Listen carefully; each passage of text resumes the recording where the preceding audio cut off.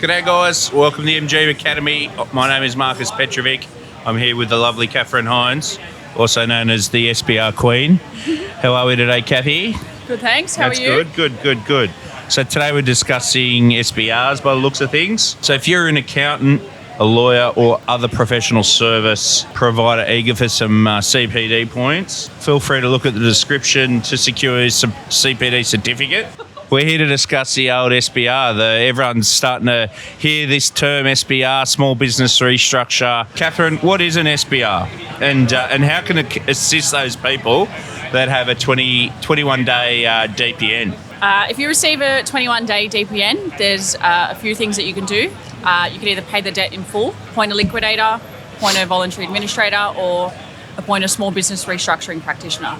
What I'm seeing a lot of out there at the moment is people are like, look, we got a DPN, but when we received it, we entered into a payment arrangement. That was all well and good for the first 3 months, but we're really struggling now, haven't been able to turn it around. We can't meet the terms, conditions of that payment arrangement. So now we need to liquidate. And I'm like, right, well, that DPN has expired. They're like, yeah, but it's invalid. I'm like, well, that was not one of the 4 things in there to actually remit the penalty that was imposed on those particular people. Why is a SBR potentially another alternative or a better option when someone receives a 21-day DPN? An SBR is a better option because all debts are compromised as at the date of appointment. If you enter into a small business restructure, you actually stop the interest and penalties accruing as at the date of appointment, which leaves the restructuring practitioner to come together, put a proposal together to the ATO, and essentially negotiate cents in a dollar value of what your debt is.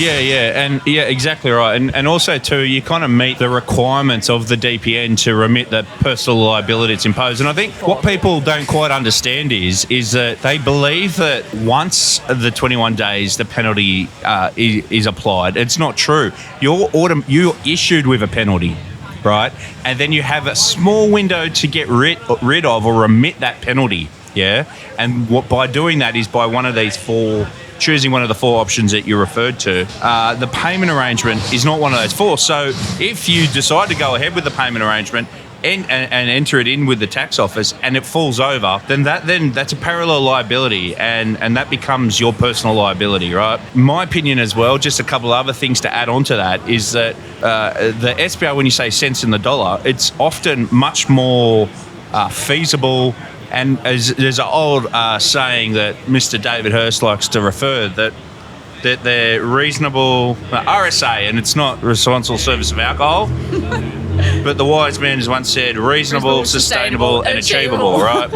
Now, if you look at some of those payment arrangements that people are entering into for 3, 4, 5 years with the tax office, they do not meet those requirements. A lot of the business conditions have changed, right? So an SBR might be a better option, A, not only to remit the personal liability, but 2, you're actually able to commit to something that is reasonable, achievable, and sustainable given the current financial circumstances. So, Katherine, what is the eligible criteria for an SBR to be able to enter into an SBR? So there's 4 main criteria to conduct an SBR. One is your debts are under $1 million. All your tax lodgements are up to date. All entitlements are to be paid in full. That includes superannuation, wages, etc. And you can't have done a small business restructure or a simplified liquidation in the past 7 years. Yeah, so I've had a couple of people come to me and say, but the director's done a liquidation in the past 7 years. They can't do an SBR. That's a CVL, creditors voluntary liquidation. That's fine. That does not stop you from being able to do an SBR. Yeah, simplified liquidation is a different process. So, and the other thing as well that often comes up as a result of that, oh no, I've paid everyone else's super, but I haven't paid my super. The director hasn't paid his own super. Does that amount, let's say, for example, it's $100,000. Does the director need to pay his $100,000 to be able to qualify to complete or enter into an SBR? He only needs to pay the priority component, which is $2,000 for related parties. And that is by the time of putting the proposal forward. Okay. All right, well, that's good. I'm glad we cleared that up. So another thing is, Katherine, people coming to me saying, but what if the SBR plan isn't accepted? My DPN won't be remitted. What's your take on that? Well, that's actually not true. As long as you appoint the small business restructure, it doesn't actually matter whether it's accepted or not for the personal liability to be remitted. That's exactly right. If you have a look at the SBR, it doesn't say appoint an SBR and have the plan accepted. It means you just need to make the appointment. Quickly run us through, the process. How does one start or kick off an SBR itself? To start off an SBR, essentially, you'll obviously go to a restructuring practitioner. The restructuring practitioner will be officially appointed, which gives 20 business days to work with your accountant, the director. The restructuring practitioner will put together a proposal to the ATO. So then after the 20 business days, the creditors, most likely the ATO, have 15 business days to vote, whether they accept or reject the proposal. Then the relevant lodgements will be lodged. And the plan will commence for however long you've proposed. Okay. I guess just two things on that. So firstly, is it a long process? Like when you say they make an appointment, is it a situation similar like a creditor's voluntary liquidation where, you have to give the notice to the members 21 business days for the extraordinary general meeting and then requiring a consent to short notice? Is it the shareholders that pass the resolution or is it the directors? The directors have to pass the resolution. Okay. So we can appoint within 1 day if we really need to. So it's a very quick process. So if you don't have the shareholders on board, which is often a situation where they don't want to make an appointment because they're worried about their investment in the company, but the director obviously has their own obligations with respect to 180, 184 of the Corps Act, and they're worried about insolvent trading and their other duties, they can just go ahead and make an appointment without the requirement of or the approval of their shareholders? That's correct. Yep. Okay, good stuff. So it's nice and quick. The director, it's a process that the director can make an appointment immediately if they feel that they're insolvent or likely to become insolvent. What if they can't get everything done within the 20 business days? So there is the option to extend to a maximum of 10 business days. Okay. For sometimes you might not be able to get records on time. So yeah, you can definitely do an extension of 10 business days. Okay. And so how do they do that? They need to inform the restructuring practitioner why they need the extension. The restructuring practitioner will look at it and decide whether it's fair, and then they'll notify creditors. In the circumstances. Okay, cool, righto. And we're seeing a number of people kind of opt for that. I guess the reason why is because it's such fast moving and they're dependent on information from third parties who may not share the same priority of obtaining that info, right? Sometimes getting information out of the tax office is difficult and other statutory bodies. So give me an example of the type of businesses that you're seeing opting for an SBR. I'd say plumbing or electrician, concreting, but scaffolding. Not a licensed builder. There is some difficulties with builders, including their home warranty insurance, that type of thing. However, there are ways around it. So it's not a blatant no, but we just like to look at the facts a little bit more before we do an appointment. And it's hard for us to comment, particularly with the builders themselves, right? Like they're like, I was told I did my investigations and everyone said it was going to be fine, but it really comes down to, is it iCare? I think it's iCare. Yeah. Who provide the home warranty insurance, and they may use that as a reason or excuse not to grant home warranty moving forward. Sometimes one may feel that it might have something to do with the past or your former liaisons or dealings with iCare in the past. So does it always come up with construction and builders? No, some people are obtaining their home warranty insurance, no problem whatsoever. Others are having more difficulty. In those circumstances, we're seeing that people are saying they're not getting it because they've entered into the SBR. I feel that in some ways it may be slightly inconsistent with iCare's reasoning. They use their discretion to give to one and the other, and we don't really find the true reason why. And they're reverting back, I guess, to the most obvious option, the SBR process. Yeah, so agreed. We're seeing a lot of construction-related, plumbers, chippies. I guess the general rule of thumb would be construction-related, retail, and hospo. Hospitality, definitely. Yeah. I'm seeing a lot of inquiries from like medical centres. Right. The first thing to go, we often see is the directors don't get paid, and then the tax office doesn't get paid. We're seeing superannuation. Why do you think that construction are seeing a lot more tax debt and that type of thing? Yeah, I mean, the first thing to go, construction, the prices have almost doubled. We've got a lot of people that have committed to fixed-term contracts that they can't get out of. So not only has the cost doubled, so like labour and materials, but also the ability to actually obtain the materials. And so therefore they're late, so they've been hit with liquidated damages. It's a big ship to turn. Overnight, things jumped in price, and so to be able to stay solvent or maintain those levels of profit, you need to be able to reduce the expenses basically at the same rate. And when you have all these other commitments, it's almost impossible. What we're also seeing is these unsecured short-term lenders. You sort of see one, okay, there might be a slight issue, cash flow problem, but it's fixable. You see 2 and 3, the thing's in a fair bit of trouble. Misconceptions. People are like, I can't do an SBR because of what? One that I find is credit rating. What's your thoughts on that? Based on my experience, I've actually had people that have come straight out of the SBR process and they've been able to get a home loan straight away. Sometimes all it takes is for the restructuring practitioner to just provide a letter. There's no claim against the director.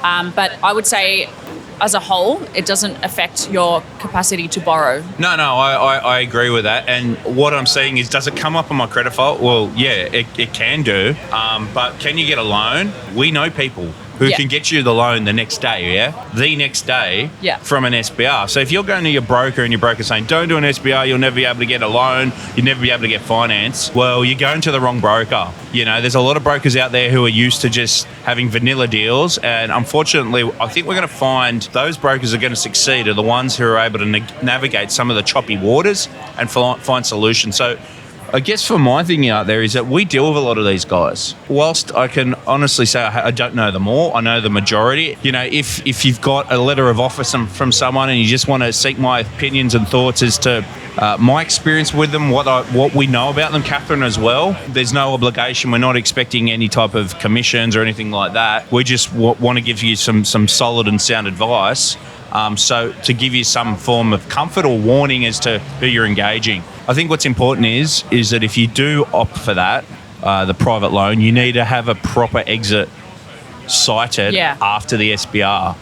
Look at these good-looking roosters. How are we, boys? There's some of the brokers we're talking about, guys, who can do all the jobs and get you all the loans you need, all right?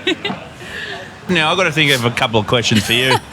I've got one for you. I've got one that comes up a bit. A director has opted to do, or a company's opted to do an SBR. SBR has been completed. They've wholly effectuated their agreement, so they've paid everything. That's been distributed to the tax office. And then they go to do, like, get finance or something along those lines, and the tax office still has the full amount of the debt on their portal. They then call up the tax office and say, we have met our obligations, the debt's been compromised, why is that amount still there? And they're finding these people at the tax office, and this is all allegedly, of course, and obviously not in every situation, but to say to them, well, no, that debt was not compromised. I'd go back to the person you paid the money for the supposed SBR to see what's going on. And people coming to us saying, well, what are you doing? How are you doing it? Why is that debt still there? What's your answer to that? So the small business restructure runs for about 35 days, and then whether it's accepted or rejected, it actually goes into the plan stage. Once it's in the plan stage is when the director / the company will make contributions towards the plan. Yep. And most of the time we opt to do quarterly distributions to creditors, and until the plan is completed in full and the director has paid all their obligations, the tax debt will remain on the portal. And the reason why they do this is because there is a possibility that the company might not be able to make all of their contributions. Right. So maybe as an administration thing, they're unable to remove it. They will remove it at the end of the period of the plan. Okay, that makes sense. Once it's wholly effectuated, they met every component, then yes, it should be compromised, but we can't control that within the tax office. That's not in our hands. Once they've received their last distribution, the restructuring practitioner will terminate the plan. Then the debt will be removed from the ATO portal. Okay, all right, awesome. That's good to know. VA versus SBR. People come to me and go, right, well, I've been speaking to someone and they're saying, well, I should go with a deed as opposed to a SBR because the related parties can claim, right? In a SBR, can related parties claim? In an SBR, a related party can actually make a claim for distributions. However, they cannot vote. in the to get the proposal over the line. Okay, rightio. So they can't vote to get it over the line, and employees, obviously, they don't have a claim because they're not creditors. No, because they'll be paid. They should be paid in full. In the ordinary course. Yeah. And what I often say to people is that, you know, if VA versus SBR, I'd go with a SBR any day of the week if the circumstances were right, okay? Particularly if the tax office is your main creditor. So what do you see that is, you know, a main kind of, I guess, denominator or a common theme? What makes a good proposal, something good for the tax office to go, hey, you know what? Yeah, we're going to approve that. Or straight off the bat, you look at something and you go, no, I don't think you're the right candidate. Look, we always like to look at a few factors beforehand, and we usually look at your compliance history and whether there's been some loans from the company. And in saying that just because you've had a bad compliance history or you have a director has taken a loan from a company, that doesn't necessarily mean it's going to be rejected or accepted. Either or. There can be a range of reasons why you may have had some poor compliance history in the past, and that may have improved. There could be many reasons. You may have taken a loan from the company when it was solvent. It could be could be a Division 7A loan. There's many factors that we can explain in these. The restructuring practitioner can explain in these proposal reports. That's right. I agree with that. These aren't fatal things, right? So everyone's like, oh, I've got a loan, I've got a direct loan, I've got a Div 7A, I can't do an SBR. Well, you can. It just depends on the circumstances around it, right? Yeah. You know, and as you rightly pointed out, like the Div 7A loan may be correctly taken out, may be well documented, and the circumstances at the time, right, of taking out that loan, the financial circumstances warranted that option to take out the loan. Yeah, of course. This comes down to the essence of a restructure. Everyone's like, restructure. What's a restructure? Restructure is you're entering into an agreement with your creditors, right, to change the terms to your trading terms with them or your repayment terms with them to match your current financial circumstances. So at the time when you entered into business with these guys, it may have been a different circumstance. Your business may have been pumping. Definitely. All of a sudden, something's changed overnight. You can no longer meet it.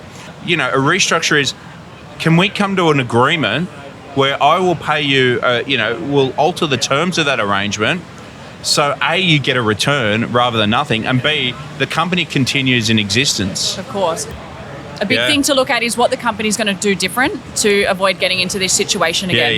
Yeah. I agree. And so we often see a lot of, it's my accountant's fault, my accountant this, my accountant that, right? So if you're going to see someone who's pointing the finger at their accountant, which we see a lot of, for me, your accountant should not just be someone who's reactive and sits there at the end of the day and just does your tax returns. You want someone proactive on the front foot. You don't want to get your accountant involved 12 months down the line where you've lost a major client. You can no longer, maintain the cash flow and required, and then you're in a pile of trouble. So I think that's important. You've got to get your accountant out there, and you've got to make sure that there is some form of change, even to the point of I've now engaged them on a weekly basis. Yeah. Check-ins. I've engaged a business coach. Having weekly meetings with my accountant to stay on top of my receipts and payments, stuff like that. All that important. And what about if someone says, I'm going to increase my revenue, I'm going to increase my sales? I mean, what would you want to see in a plan that suggests that? I would suggest getting a marketing coach. You can increase sales. Cutting down on expenses. A lot of people I've noticed have subscriptions. And this is, again, a sign of the accountant and their involvement. You go through the bank accounts and you see payments out at the pub, and you're like, guys, what is this? And they don't actually understand that the company bank account is not their personal bank account. Like, that is outrageous. Then people wonder why they have loan accounts. Like, what is this loan account? It's not my loan account. Well, mate, I don't know. Your accountant has applied it there, but mate, I do see a lot of these withdrawals. That's a no-no. All right, guys, thanks for look. I hope you took something away from that, and thank you all for tuning in. And you know what? Maybe if there's some comments, or if there's something down the bottom you want us to chat about next time about SBRs that come up, whack them down. and Katherine and I, we'll endeavour to address some of those things, and we'll come up with some more things that we see from on a day-to-day basis. So thank you very much, and thank you, very Katherine. much. Thank you. Thank you, everybody.